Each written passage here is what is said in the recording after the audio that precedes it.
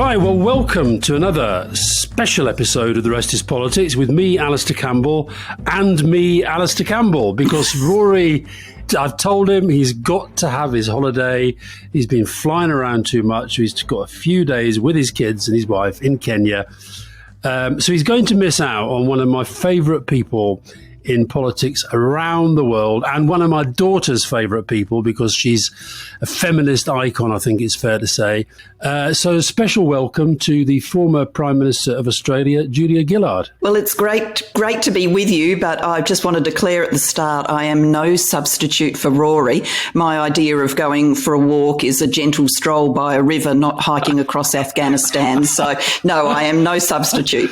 You are a great walker, though, aren't you? I know that. That's your kind of way of relaxation, is to go for long walks. I am a great walker, but nowhere near Rory's elite standards. No, I think if Rory could maybe think about walking across Australia, then we really could put him in the elite standards. Now, listen, Julia, thanks for talking to me, and I want to start with two things that are both related to your experience, but also topical. You became Prime Minister in 2010, and although Australia wasn't maybe hit as hard by the global financial crisis as other parts of the world, that did to some extent define what you had to deal with. So I just wonder what you learned from that maybe you could pass on to current presidents and prime ministers with the financial upheaval that we're going through. I think today, the day we're talking, Jim Chalmers, the Australian Treasurer, is setting out his budget. What can leaders today learn from the lessons of the global financial crisis, do you think? I think actually leaders today have got it tougher in many ways, because one of the hallmarks of the global response to the financial crisis was coordination. Through the G20 in particular, there was coordination of fiscal and monetary policies. Gordon Brown was central to that response, as was my predecessor, Kevin Rudd.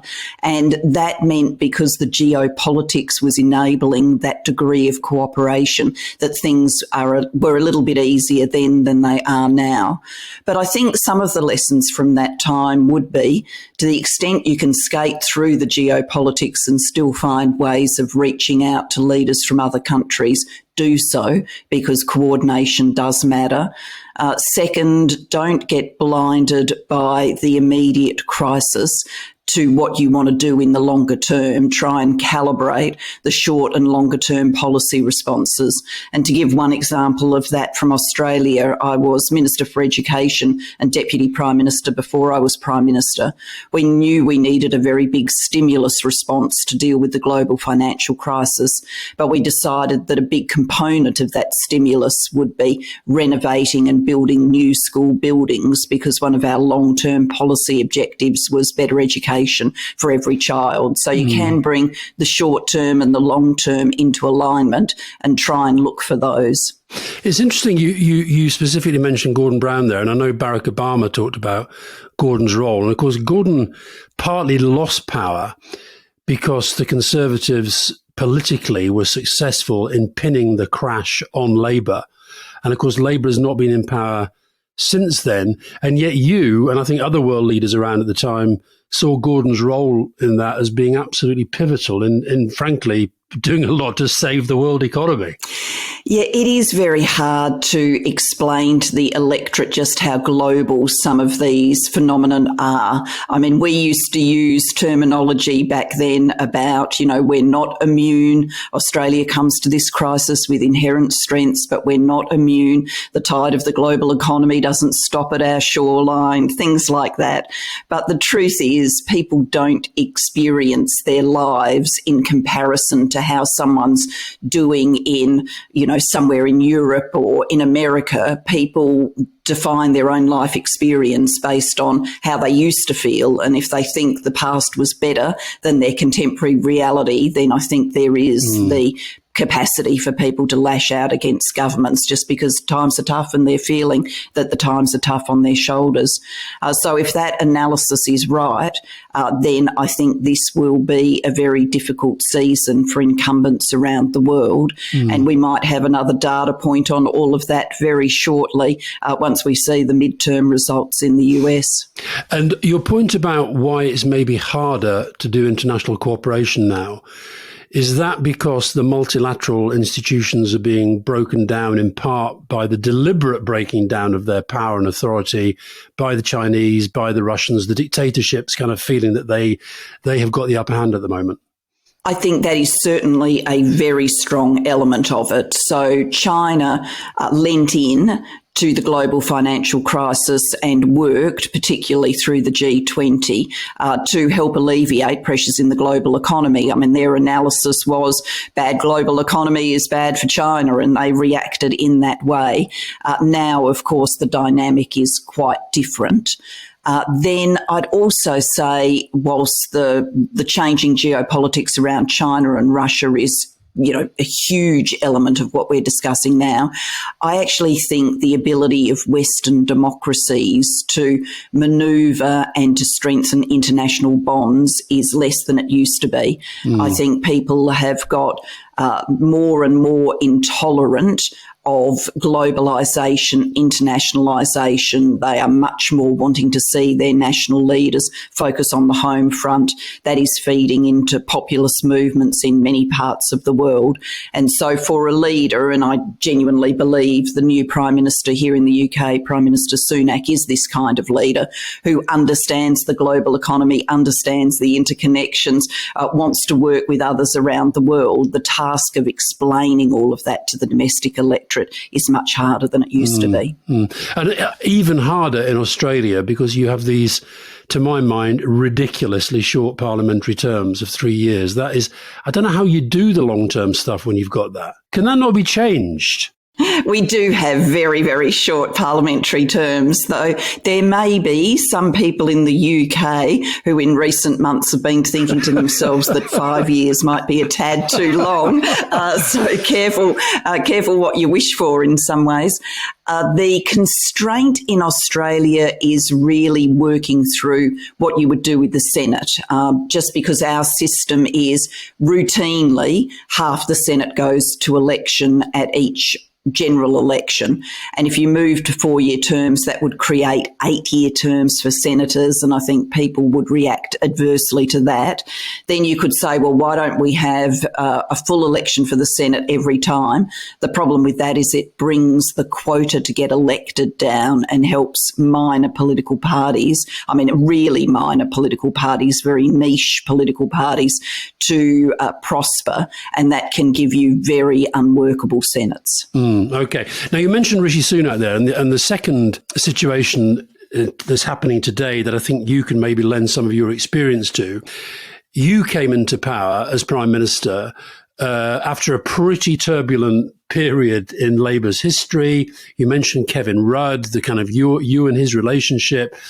We've talked before about The Killing Season, this extraordinary documentary series, which you've never watched, I believe. No, I never have. I think from seeing the title and the promos, I concluded it had missed the point, and I'm happy to drill down into that. For those who haven't seen it and who want to see a sense of pretty brutal politics, then it's definitely worth seeing.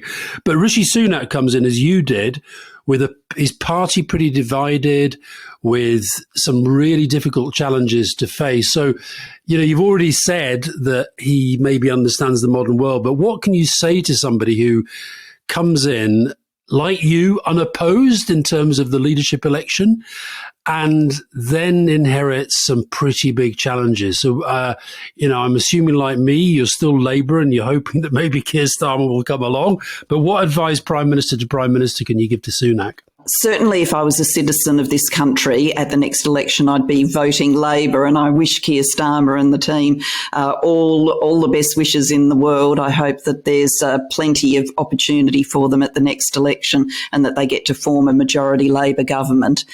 But for the incoming Prime Minister now, I don't know if he needs or wants my advice, but let's just venture my arm by saying the following. I think the natural instinct will be, given the dimensions of the challenges, to really come roaring out of the gate with many policies and announcements and all the rest of it. I'm not sure that's the right response, because I think most people in the UK are exhausted at this point, and their dearest wish would be that politics gets out of their face for a while. So I would try and, not slow it down, because he can't afford to go at a glacial pace, because the dimensions of the challenges are big and he's only got so much time left in this parliamentary term. But I would step it out very methodically, very slowly, or as slowly as he possibly can. I think there's a market right now for pretty boring in politics. Boring would seem safe, easy compared with what everybody's lived through. And it's interesting how one of the things that the Keir Starmer's opponents run at him is that he's a bit boring. So maybe that's maybe that's a strength. I don't think he is boring, but it's something that people say. But do you think Labour will win the next? You spend a lot of time in the UK. Do you feel that Labour, because it's still a huge swing that's required? It is a huge swing that's required. I mean, I've never worried about the critique around Keir Starmer that he's boring. I mean, at the end of the day, being Prime Minister isn't being a clown or an entertainer. It's a serious job.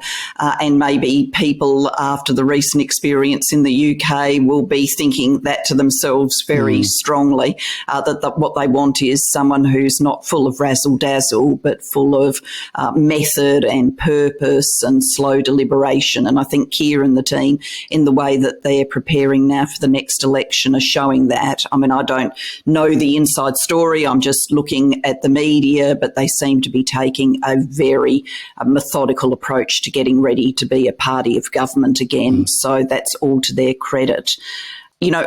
On the next contest, in some ways, if you were calling it now, looking at the polls, you'd say, well, Labor's got a very good chance of forming majority government.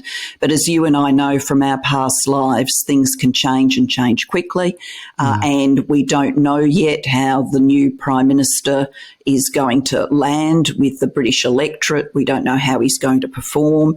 We don't know whether or not the Tories can do what they've said in the last 24 hours, which is unite and actually shrug off the divisions that have been so deep during this period. So I think we need to see all of that before we can make a really robust prediction about the next election. What do you think let's just start with Australia. What in general has Australia made of our politics in recent years? Because it must have come over to you as, I guess from Brexit, through Cameron, then May, then Johnson, then Truss, now Sunak. I mean, what have the Aussies made of us? Well, I mean, most people in Australia obviously don't think about British politics. I mean, they hardly think about Australian politics, so they wouldn't be looking at British politics. I think Johnson, though, was the kind of figure that people were more likely to look at just because he was sort of interesting and different, in the same way that obviously President Trump commanded such global attention and certainly commanded attention in Australia. On the rapid changes of Prime Minister, I think people would say, well, we've been through that ourselves, so they wouldn't necessarily be judging the UK down on that. I think once you get beyond that, though, when you're talking about the politically active class and the politically analytical class, you would see some echoes in UK politics of our own politics.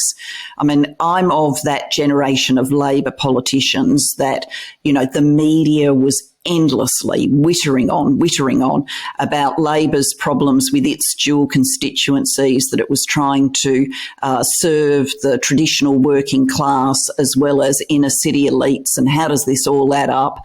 And what the media missed in all of that wittering on was that the Conservatives were definitely trying to serve two constituencies too, wealthy, educated, globalised people and quite conservative middle class, lower middle class, even working class supporters with very conservative family values and very conservative values around things like immigration.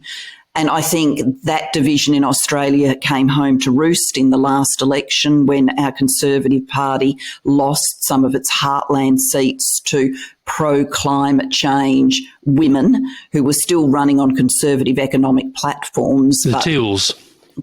The teals, the colour of their banner was teal. So, combining red and blue and getting teal, and pro-climate action, they've sort of eaten out the heartland seats of the Conservative Party. And I think, Johnson's victory and taking of the Red Wall for a while obscured here in the UK just how diverse the Tory constituency is and how difficult it is to hold it together. And if I was going to say anything about contemporary politics here in the UK, I actually think Brexit is a symptom of that. And it's, I know it's fashionable in UK politics to say, oh, Brexit has caused X, Y, and Z. When I look at, and of course it's caused a whole series of ructions in public policy and in political debate, but I actually think Brexit is a symptom of that split constituency underlying malaise for the Tories and Labor still trying to serve diverse constituencies too. And what's Brexit done to our kind of standing in the world, do you think? I mean, if you're an Australian policymaker now, where does the UK fit in terms of your significant partnerships and relationships? I mean, is America still number one? Is China the most important? Is Japan? Is New Zealand? Where are we in the whole gamut?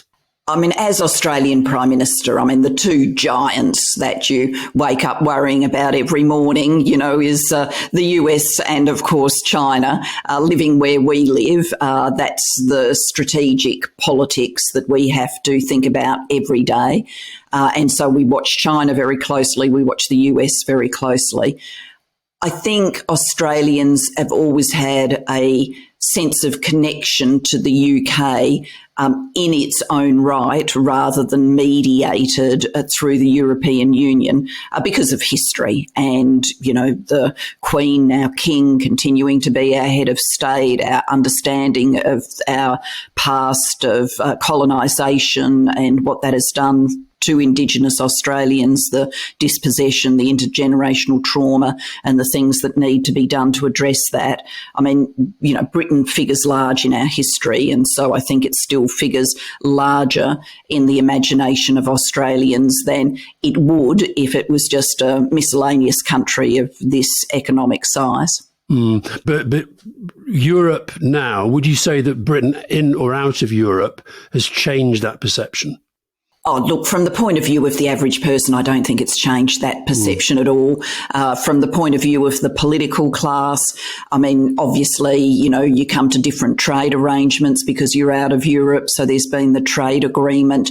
We would watch the dynamics between the UK and the US, and there's the new and awkwardly named AUKUS alliance, Australia, the US and the UK. We'd look at all of that, but, I don't think in a general sense that it's, radically changed perceptions of the UK. Now, of course, you were born in the UK. You were born in Wales, in Barry. You were ill as a child. You had bronchopneumonia, and your parents thought maybe warmer climes might be better for you. And you actually, I think, am I right, you had dual citizenship up until you became a member of parliament when you had to give up the British citizenship? Yes, that's right. To be eligible to run for Australian Parliament, you have to renounce the rights and entitlements of any other citizenship that you hold or could conceivably hold. So it's quite a complicated rule. And I certainly gave up my UK citizenship in the run-up to the first election that I stood for, which was when I stood for the Senate in 1996 and I wasn't elected. I should just say on behalf of Wales, because I get chided by the Welsh Tourism Board. It wasn't the only reason we migrated. My father rightly saw better economic opportunities in Australia for us, and Wales is a wonderful place to visit. No one should be deterred based on the weather. Did you have a Welsh, when you left Wales, aged what, 8? Were you 8? Oh, no, I was only 4 turning 5. Yeah, I was 4 turning 5, so I don't have any original memories of Wales. But did you have a Welsh accent? I presume so, but yeah, I mean, I must have, but it's long gone. But do you feel 100% Australian? Oh, yeah, yes, absolutely. I mean, you know, tales of Wales were told in our family home. I mean, my sister and I always knew where we came from. We always knew we'd migrated. You know, my family stories, my mum's stories of growing up in Barrie. I mean, both of them were children during World War II, so they're World War II stories. My dad grew up in a coal mining village. I mean, you know, all of this was the backdrop to our family life, you know, Dylan Thomas, the whole 9 yards. But our lived experience was always Australian. And what about Welsh politics, and how political were your parents? My father was very politically interested. He followed politics in Australia very, very closely.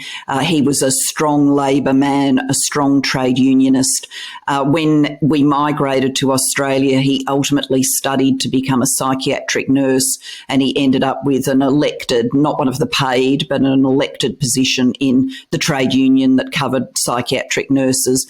He would work shifts, and when he was home during the daytime, he'd listen to Question Time on the radio. He'd be interjecting as if he was on the floor of the Parliament. So that was definitely the you know, tenor of our family home. You know, Dad would talk to us about politics. He thought it was important that we understood the world, my sister and I. And I certainly remember very clearly, even though I was only in second year high school, the dismissal of the Whitlam government because of how outraged my father was that a Labor government would be dismissed by the Governor-General. And he actually took me to one of the rallies to protest against that dismissal. So, yes, we grew up in a political household in that sense, not in the anybody was, hugely active in politics or wanting to run for politics or anything like that, but in the sense that issues were discussed. And also, you've described yourself in your autobiography as a very shy child. And, shyness doesn't always go with top political office, I think it's fair to say. But you've also talked about the importance that your confidence grew when you were doing high school debating. And I'm actually in the middle of writing a book about trying to get young people more interested in politics. And one of the things I think we've lost is that sense of the importance of learning how to debate. And of course, the private schools do it. But I think in state schools, we should maybe focus a bit more on debating. So is that right, that debating in school kind of gave you a sense both of your political passion, but also gave you confidence? Yes, it is true. I mean, it started off as a lark, really. Two great friends of mine in school were twin girls, Lynn and Kathy Polofsky. Lynn, sadly, is no longer with us, but Kathy actually lives here in the UK and is still a friend of mine. And it just started off as this lark that we were going to do high school debating in our government school, which did offer it. And then one of the first, propositions we had to argue, this all-girl team, was in favour of the proposition that the man should lead. So that did kind of test us. And, it gave me more of a sense that you could, argue things out. As much as the actual practice of debating, though, there was an immersion for me across all of these years and during the debating days into the Polofsky family. And Kathy and Lynn's mum, Marlene Polofsky, used to talk to me about ambitions in life. At that stage, I was saying I wanted to be a teacher, and she was, no, you've got to aim for law. You'd be a great lawyer. You're a good debater. And so all of that helped, I think, open my eyes to more possibilities about my life. Politics, I think, attracts natural extroverts, but it also attracts people like me who aren't natural extroverts, who, I best refresh in my own company, pottering around by myself, but I can, go out into the world and glad hand and speak and campaign and all the rest of it. I mean, these are skills that you can learn, but there are some politicians for whom the energy of the crowd is absolutely their oxygen. Bob Hawke was like that. So you can come in all sorts of shapes and sizes and still end up in politics and hopefully do all right at it. I think you did. Well, we're going to take a quick break and then come back and talk about, I wonder whether you're sick and tired of talking about it yet, but we're going to talk about that speech. Very happy to.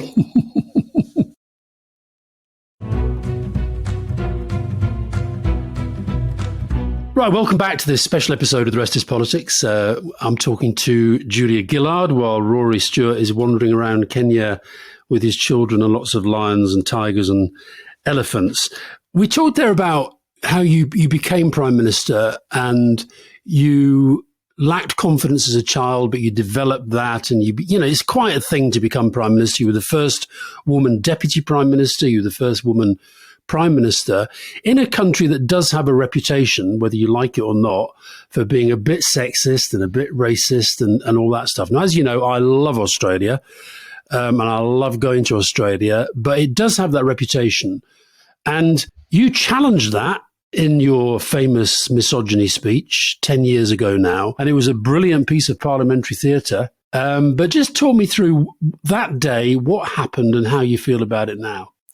I'm happy to talk about that. I think I just need to explain one thing about the Australian Parliament so it all makes sense, which is we don't have your, very what we would refer to as part-time approach to question time, where the Prime Minister only goes occasionally for prime ministerial questions.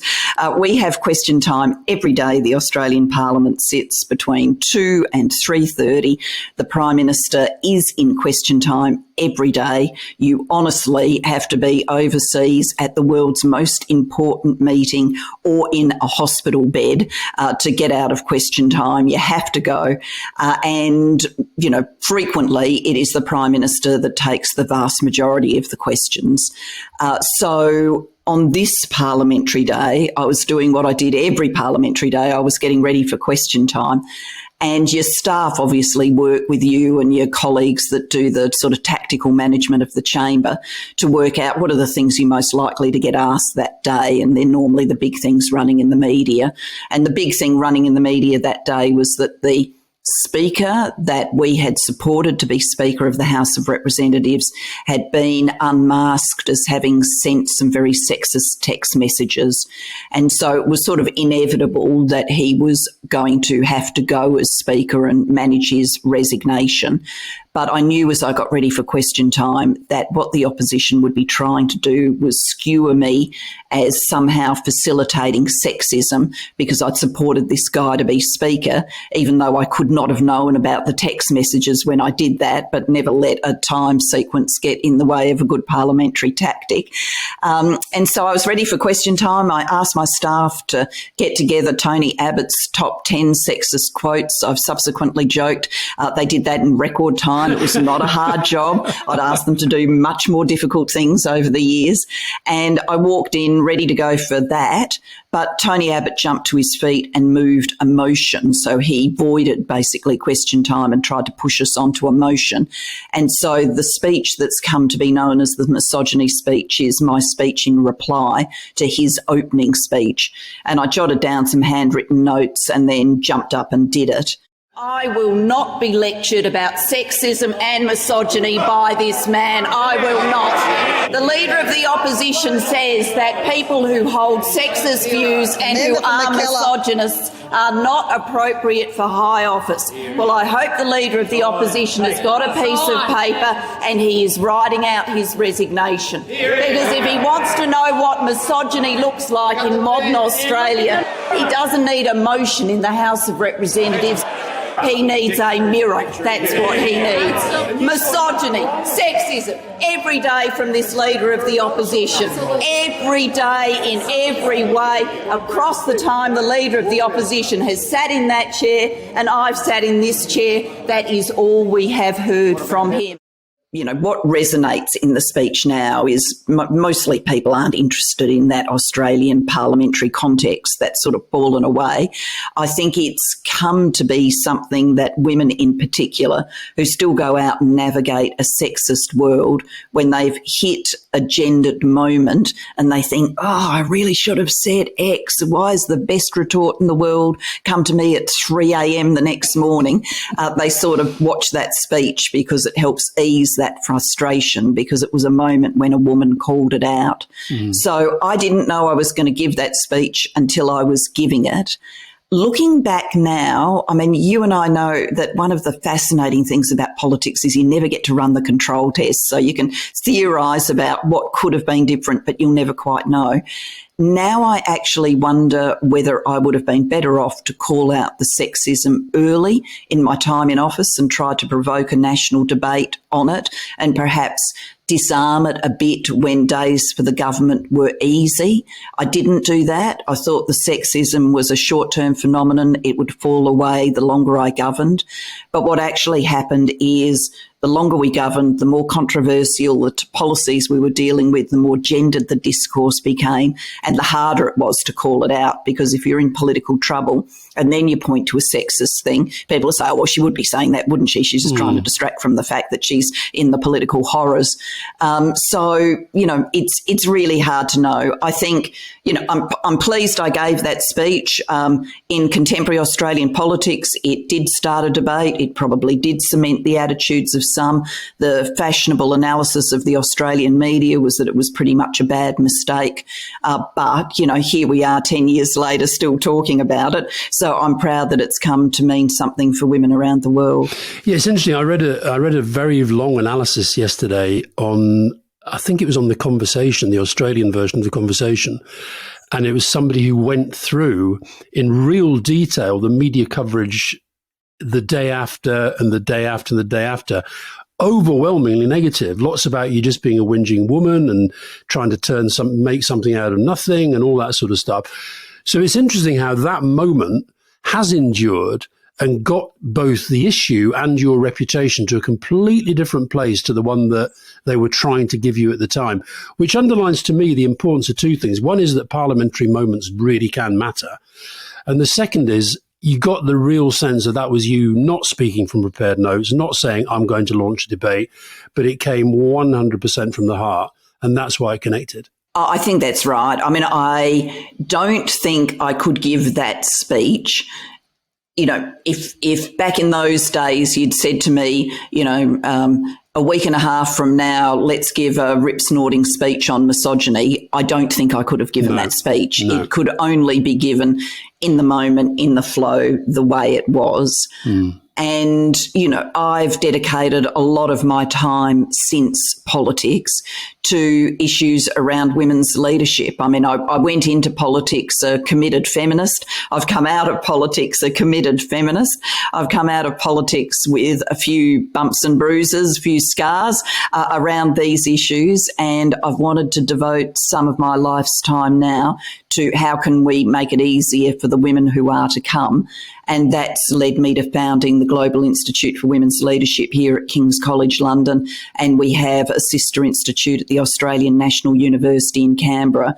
And we're trying to do the deep analytical work about what needs to change to equalise women's chances of coming through for leadership in all walks of life and to equalise the reception of their leadership so it's not viewed through the prism of gender.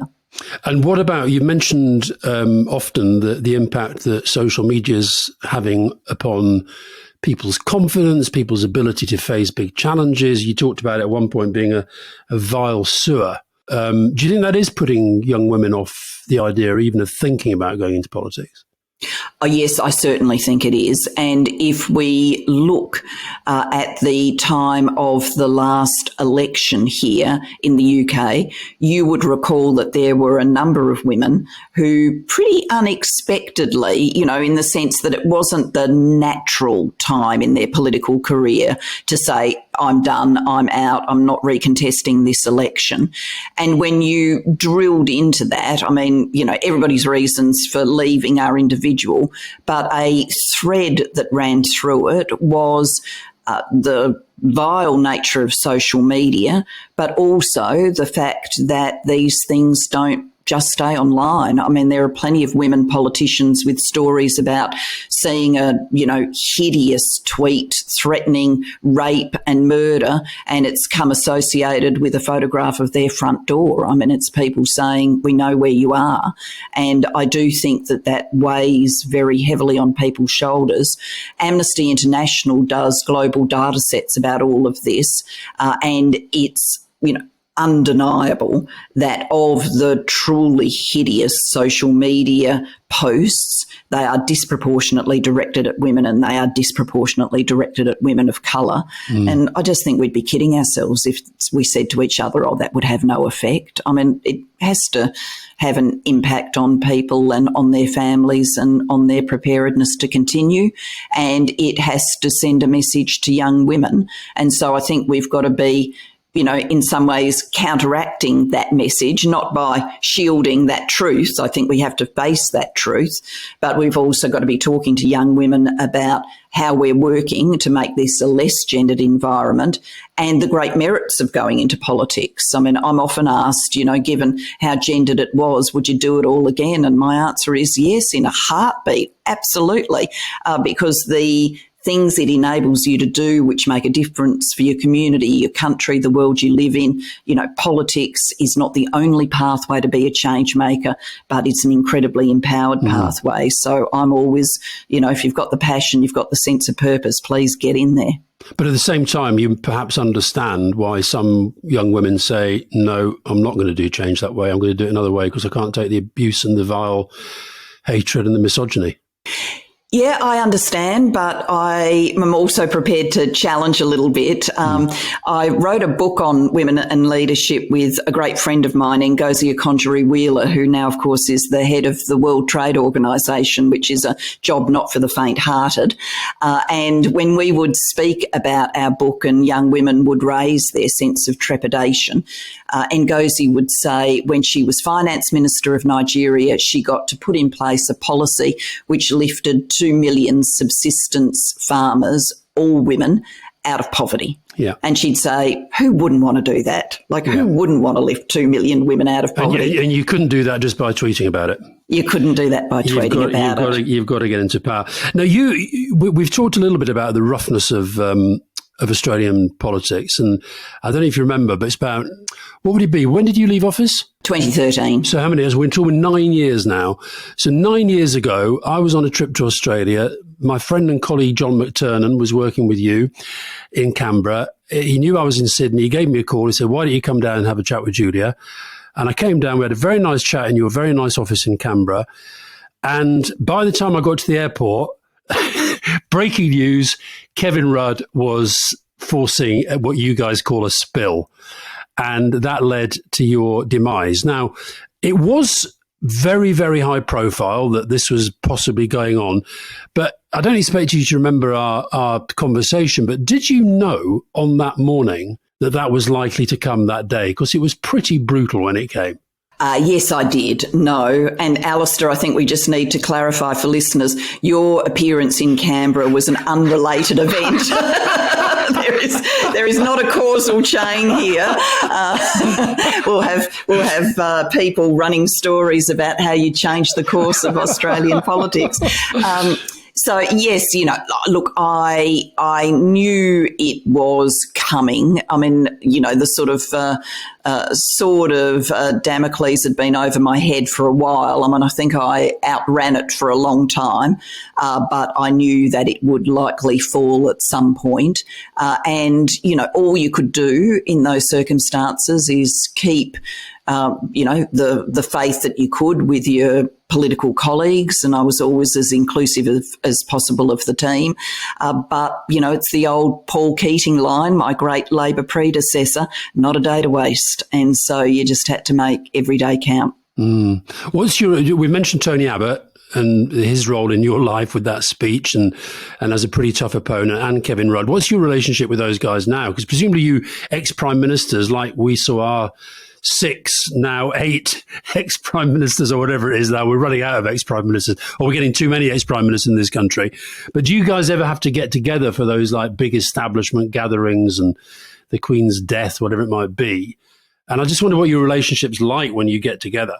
Yeah, there hasn't been a gathering of all of us, I don't think, since I was actually Prime Minister. Actually, many of them would have been at Bob Hawke's funeral, but I wasn't able to be there, so I did a video message.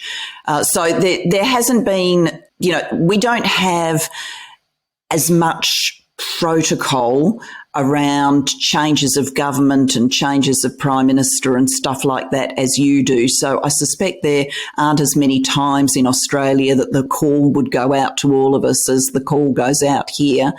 So no, I just really don't see either Kevin or Tony. I mean, I've joked when I've been asked about this in the past, we don't all go and live in a cubby house together.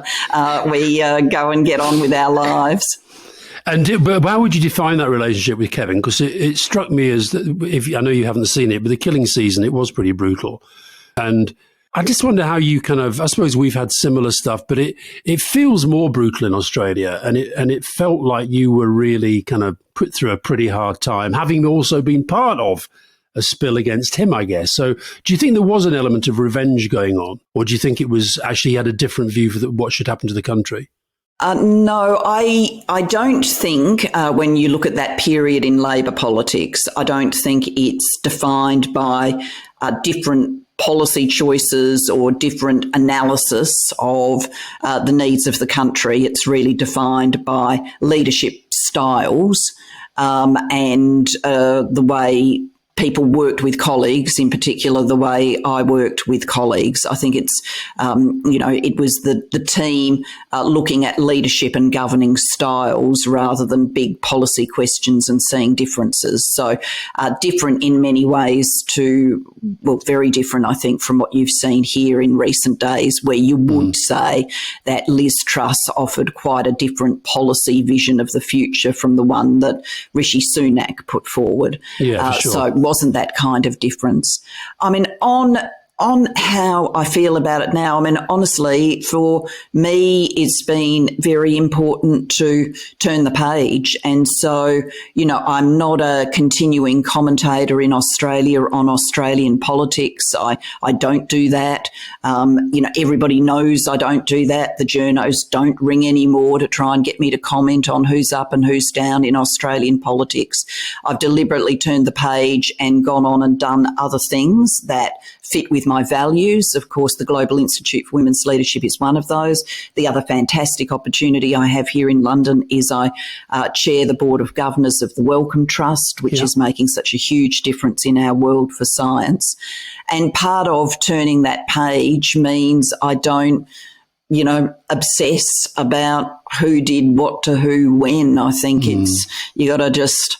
Well, it is what it is, and you just move on, and other things become important to you. You work with other people, so I really don't obsess about it from any dimension. I don't obsess on what could I have done differently, and I don't obsess about the role of others in it. And you've mentioned the Queen a couple of times and King Charles. Do you think that King Charles will be your last head of state? Your last British head of state, as it were. Do you think you're going to ever move to a republic? I've always thought that the death of the Queen would lead to a period of reflection in Australia. And it would ultimately, and I don't think that this will happen quickly, but it would ultimately lead through that period of reflection into a new energy around a Republican referendum, Australia becoming a republic. And when I've said that in the past, particularly here in the UK, it is quickly misinterpreted as a sort of popularity contest. Oh, well, that means the Queen was really popular and, King Charles isn't popular and that's the difference. I actually don't, it's not a popularity contest. It's just when, an era has so visibly changed and she was, such an icon. When an era has so visibly changed, I think people in all sorts of ways sit back, reflect, take stock, think about the future. I think it's just a very natural process. And what will happen in Australia won't be a reflection of do people like Charles and Camilla. It won't be that. It will be, do people think the time has come and can there be a consensus on the model that would take us forward? So, I would predict I certainly think I will see this in my lifetime, but I'm also not predicting it, tomorrow or the year after. And Prime Minister Albanese has been very clear that it's not, the immediate priority or the work of the government in the short term. Yeah. Now, that's something in your politics that I wish that we could take into ours. I just wonder if you could give me your assessment of what you think the impact of compulsory voting has been on Australian politics, because I wish we had it. Oh, I'm a huge advocate of compulsory voting. So just to be clear with people, what that means is you must be registered to vote. And if you're not registered and, you get an opportunity to correct if you're not registered, but if you're willfully not registered for a long period of time, you can be fined. And the Australian Electoral Commission does do recruitment campaigns with, school children and university young people who are coming of age. They're turning 18. They do door knock in high rental districts where people change housing very frequently to make sure people are enrolled. And then at election time, you have to go get your ballot paper. Now, if you want to put it in the ballot box blank, that's up to you. If you want to put a 4-letter word which best summarises your view of contemporary Australian politics, that's up to you, and numbers of people do take that choice. But overwhelmingly, people vote. And so it means that, your politics ultimately has to be about the mainstream. If Mr., Mrs., Ms., average, walking up and down their high streets, to use a British term we wouldn't use in Australia, but to paint the picture here, if Mr., Mrs., Ms. average in their high streets aren't voting for you, then you can't win.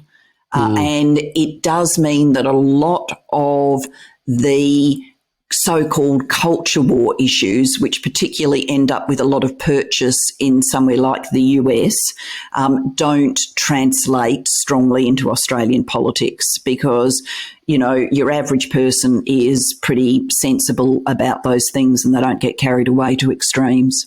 So do you think that's one reason why Scott Morrison lost? Because he did try quite a lot of the culture war stuff. I think actually Scott Morrison, he was a very sure-footed campaigner in 2019. He increasingly seemed to lose his footing and not show those campaign skills again. I think the various of the responses to COVID, and particularly the emergence from COVID, the slow rollout of the vaccine, all of this came to cost him quite dearly. Early in his term in office, he'd said, when we had the season of incredibly bad bushfires and he was on holiday in Hawaii, I don't hold a hose mate, when challenged about why he hadn't come back to Australia more quickly. And I think that wording came back to haunt him because people saw him as not having his hands on the tiller as strongly as he should when we were trying to come out of the pandemic. I think he did, and some of his team did try and play some culture war issues in to correct their political course. So I think they knew that they had that baggage gathering around them, so they thought they'd try something a bit different, but it didn't work. Cool. Well, listen, it's been lovely talking to you as ever, Julia. Thank you for all of your time. Thank you. And you do sort of politics in quite an interesting way now, don't you? You're quite you say you're not a commentator, but you're still involved in an awful lot of what I would define as political issues. Yeah, I try and, maybe I've breached some of it in this discussion just because you're drawing me out on it. But, what I try and do is I do talk about politics. I'm happy to talk about politics. I mean, politics has been my lifeblood for so much of my adult life. But I try and pull back and look at the bigger trends that are shaping things. I most certainly never drop into Australian politics now to say Jim Chalmers in his budget definitely should do this with tax rates. I never do any of that. I try and pull back to what are the big tidal movements underneath, not what's the froth and bubble on the surface. And are you following, final question, are you keeping tabs on the Rugby League World Cup? And do you imagine, as I do, that Australia are going to win it? It's not my principal code. I know, but, you're an AFL person. Yeah, it's not my principal code, but my dad, being Welsh, obviously did love rugby. So whatever competition Australia's in, I'm obviously barracking for Australia. Good. All right. Well, listen, we'll see you again soon, and thanks for all your time. Thank you very much.